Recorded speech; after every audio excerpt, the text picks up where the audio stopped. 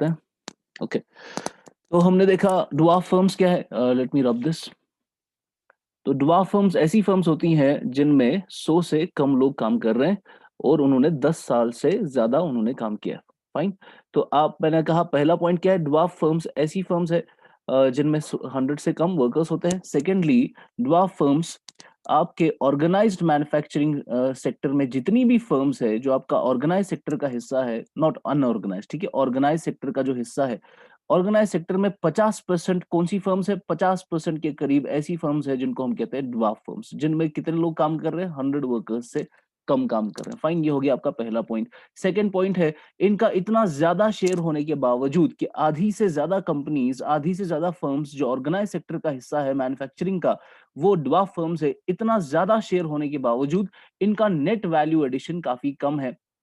ठीक है, तो ग्रॉस वैल्यू एडिशन जैसे हुआ करता था, जो हम सेक्टर में देखते थे कि हर सेक्टर में कितना वैल्यू एडिशन हो रहा है, इसमें से माइनस करो डेप्रिसिएशन तो नेट वैल्यू एडिशन मिलेगा। तो एनवीए जो है, जो आपका ड्वार्फ फर्म से आता है, वो काफी क्या है, कम है। तो अगर आपका वैल्यू एडिशन काफी कम है तो क्या मैं कह सकता हूं इसकी प्रोडक्टिविटी काफी कम है। ठीक है, और ये सच है कि आपकी ड्वार्फ फर्म्स की प्रोडक्टिविटी बहुत ही ज्यादा लो है। इतने ज्यादा शेयर होने के बावजूद प्रोडक्टिविटी कैसे लो मालूम पड़ेगी आपको, कि काम इतने कम करने वाले हैं वहां पे कि आपके 50% से ज्यादा इसका शेयर होने के बावजूद एम्प्लॉयमेंट में ये सिर्फ आपको 7.6% का कंट्रीब्यूशन देता है। यानी 7.6% लोग ही वहां पर एम्प्लॉय हो पाते हैं, इतना ज्यादा शेयर होने के बावजूद। ठीक है, now this is direct question on it's productivity and employment generation. ठीक है, नेक्स्ट पॉइंट जो है, in contrast young and large firms की, ड्वार्फ फर्म्स के कॉन्ट्रास्ट में जो आपकी ये ड्वार्फ फर्म्स है, इसके कॉन्ट्रास्ट में जो बड़ी बड़ी फर्म्स है, लार्ज फर्म्स और यंग फर्म्स। ड्वार्फ फर्म्स क्या है, 10 साल से ज्यादा इन्होंने काम किया होना चाहिए प्रोडक्शन में, और इसमें 100 से कम लोग होने चाहिए। तो ये काफी ओल्ड फर्म्स होती है और स्मॉल फर्म्स होती है। ड्वार्फ फर्म्स को हम स्मॉल एंड ओल्ड फर्म्स कहते हैं। ठीक, और इसके बरक्स, इसके कॉन्ट्रास्ट में जो लार्ज फर्म्स होती है जिसमें 100 से ज्यादा लोग काम करते हैं और यंग होती है, यानी 10 साल के अंडर अंडर ही अभी वो नई नई कंपनीज आई है, young and large firms, firms that have more than 100 employees and are not more than 10 years old account for 5.5% of the firms by number, but their contribution to the economy is higher than the dwarf firms. कितना contribution है, 21.2% to the employment and 31.2% to the NVA। यानी आपकी जो large firms है, total कितना इनका, अगर जैसे ड्वार्फ फर्म्स 50% थी, लार्ज फर्म्स कितनी है, लार्ज फर्म्स आपकी टोटल है 5.5% ही है टोटल। आपकी ऑर्गेनाइज्ड मैन्युफैक्चरिंग में जितनी लार्ज फर्म्स है टोटल कितनी है, सिर्फ 5.5%। ड्वार्फ फर्म्स कितनी थी, 50%।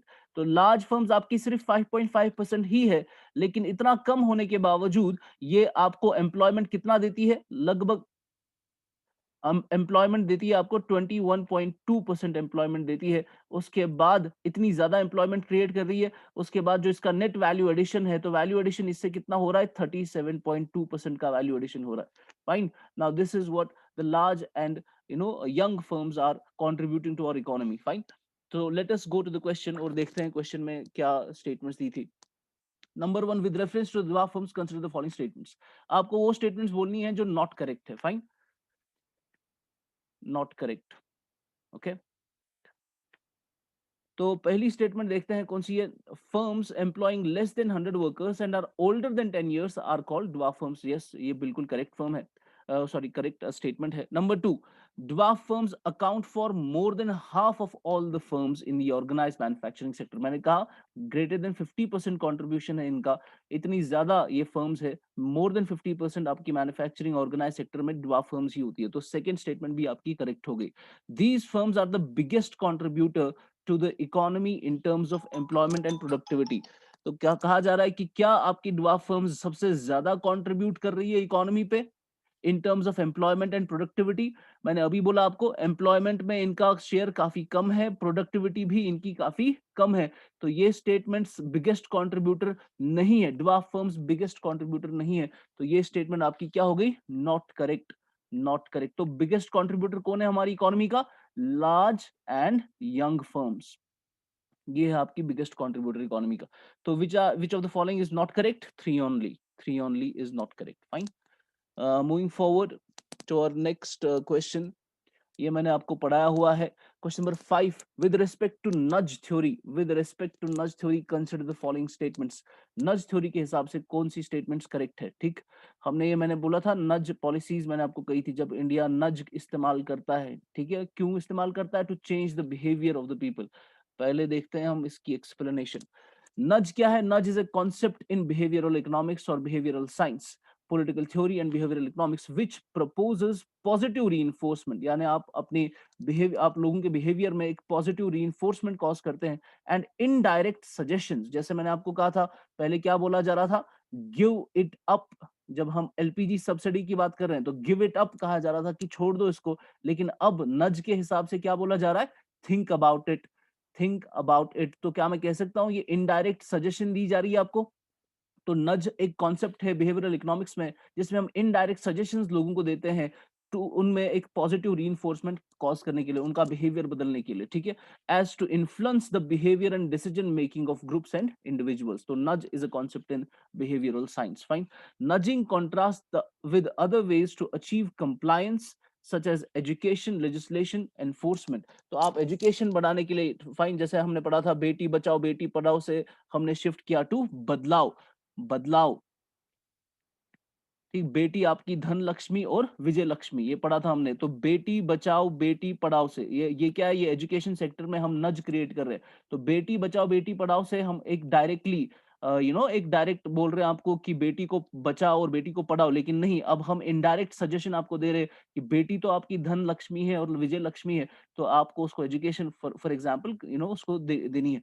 तो ये हम एक इनडायरेक्ट सजेशन दे रहे हैं थ्रू नज। तो नजिंग क्या होती है? हम एक अचीव करना चाहते हैं compliance in education, legislation and enforcement. तो ये आपकी स्टेटमेंट करेक्ट होगी। और नज में जो नज थ्योरी है, ये असल में the father of nudge theory is known as Richard Thaler, और इनको रिचर्ड थैलर को नज थ्योरी के बेसिस पे 2017 में नोबेल प्राइज भी मिला है। तो क्वेश्चन पे वापस आते हैं। तो with respect to nudge theory, consider the following statements. The concept proposes positive reinforcement and indirect suggestions to influence the behavior and decision making of individuals or groups. तो पहली स्टेटमेंट आपकी बिल्कुल करेक्ट है। नज की वजह से हम पॉजिटिव रीइंफोर्समेंट क्रिएट करते हैं एंड इनडायरेक्ट सजेशंस देते हैं लोगों का बिहेवियर और डिसीजंस बदलने के लिए। Richard Thaler has received the Nobel Prize in Economic Sciences for this contribution to behavioral economics. So which of the following is not correct? तो कौन सा करेक्ट नहीं है? आपकी ये दोनों स्टेटमेंट्स करेक्ट है, तो कौन करेक्ट नहीं है? दोनों के दोनों आपके करेक्ट कौन नहीं है? Neither one nor two. इसमें से आपकी दोनों स्टेटमेंट्स करेक्ट है, तो neither one nor two is the answer to this question. तो हमने ये 5 क्वेश्चन डिस्कस कर लिए हैं। अगले सेशन में इंशाल्लाह जब होगा हम और 5 क्वेश्चंस डिस्कस करेंगे। तो अगर कोई किसी को कोई क्वेश्चन है, मैं चैट ओपन करता हूँ, आप क्वेश्चन पूछ सकते हैं। मैंने चैट ओपन कर लिया।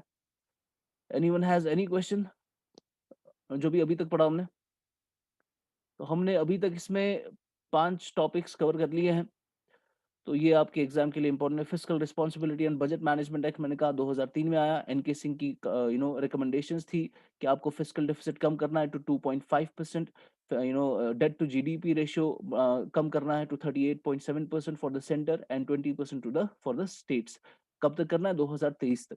मॉनेटरी पॉलिसी कमेटी बनाई गई, जो क्या पॉलिसीज बनाती है इन्फ्लेशन टारगेटिंग के लिए। फर्स्ट क्वेश्चन का फर्स्ट स्टेटमेंट रिपीट कीजिए। फर्स्ट क्वेश्चन की फर्स्ट स्टेटमेंट है FRBM act strengthens the fiscal discipline and financial discipline and fiscal prudence. ये देखिए इसका क्या मतलब है। फाइनेंशियल डिसिप्लिन होता है कि आप जो भी एक्सपेंडिचर कर रहे हैं, आप जो भी खर्चा कर रहे हैं, आप उसको बेकार में खर्च नहीं कर रहे बल्कि डेवलपमेंटल एस्पेक्ट्स के लिए खर्च कर रहे हैं। फाइन। जैसे फॉर एग्जांपल सब्सिडी दी जा रही है, आप सब्सिडी दे रहे हैं, तो सब्सिडी आपका असल में क्या है? ये नॉन डेवलपमेंटल एक्सपेंडिचर है। इसमें इसमें से आपकी आप फर्दर क्रिएट नहीं कर पाएंगे कुछ चीजें। सब्सिडी एक ऐसी एक्सपेंडिचर जिसको हम बजट में कहते हैं नॉन प्लान एक्सपेंडिचर। फाइन। तो आपकी कुछ ऐसी एक्सपेंडिचर्स होने चाहिए जो आपको रियल में कुछ कुछ क्रिएट कर सके, कुछ प्रोडक्शन क्रिएट कर सके, कुछ लोगों का स्टैंडर्ड बढ़ा सके। अब सब्सिडी में एक वेलफेयर एस्पेक्ट है, इसीलिए हम सब्सिडी देते हैं, लेकिन आप देख रहे हैं धीरे धीरे हम सब्सिडीज को कम कर रहे हैं। ठीक है, और वो पैसा जो गवर्नमेंट का बच रहा है, वो एक फाइनेंशियल डिसिप्लिन के तहत वो किसी और जगह लगा रहे हैं। तो आपको कहा जा रहा है कि फाइनेंशियल डिसिप्लिन क्रिएट करो अपने खर्चों में।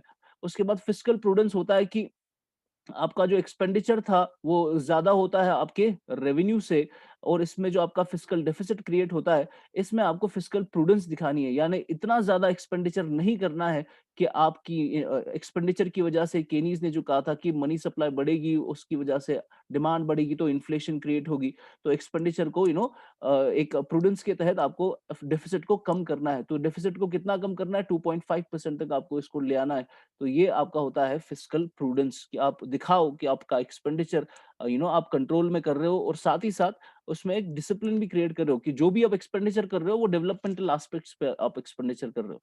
तो ये हमने देख लिया। उसके बाद सेकंड क्वेश्चन में मैंने आपको मॉनेटरी पॉलिसी कमिटी का जो हमने इन्फ्लेशन टारगेटिंग की पॉलिसीज बनाने के लिए की है और उसको हमने स्टैट्यूटरी बेसिस भी दिया है 1934 आरबीआई एक्ट को अमेंड करने के बाद। उसके बाद हमने पढ़ा हेडलाइन इन्फ्लेशन। हेडलाइन इन्फ्लेशन क्या है? ये ओवरऑल इन्फ्लेशन होती है। हेडलाइन इन्फ्लेशन में हम कोई भी चीज़ें एक्सक्लूड नहीं करते, इसमें इंक्लूड होता है सारा, फाइन। उसके बाद हमने देखा आपका ड्वार्फ फर्म्स क्या है? 100 से कम वर्कर्स होने चाहिए, ओल्डर देन 10 इयर्स जिन्होंने काम किया है, वो आपकी ड्वार्फ फर्म्स है। 50% से ज़्यादा इनका नंबर है और इनका कंट्रीब्यूशन काफ़ी कम है टू एम्प्लॉयमेंट एंड प्रोडक्टिविटी। सबसे ज़्यादा contribution large and young firms का है। लास्टली हमने देखा नज थ्योरी। नज थ्योरी किसने दी है? रिचर्ड थैलर ने दी है, जिनको नोबेल मिला मिला है 2017 में इकोनॉमिक्स में नज थ्योरी पे। और ये क्या एक positive reinforcement and indirect suggestions देती है लोगों को, ताकि वो अपना बिहेवियर और डिसीजन मेकिंग बदल सके।